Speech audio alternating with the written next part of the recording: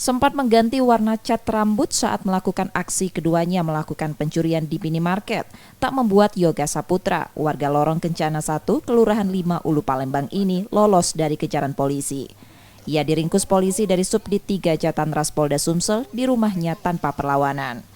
Tersangka ditangkap dari hasil rekaman kamera pengawas yang sempat ramai di media sosial.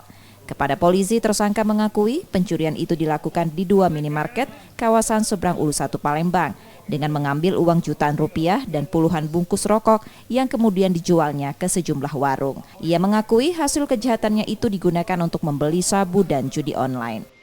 Kak, berapa kali gitu bongkar? Dua kali. Di mana saja? Di depan Panjang sama di Gompa. Kenapa kita bisa bongkar? Apa pernah kita bongkar juga atau gimana? Iya, kepepet kan, adik kawin gitu juga main Susu anak kamu. Kenapa kita ambil hanya rokok atau mudah dijual kemana? Ya karena posisi itu panik seperti nyobain.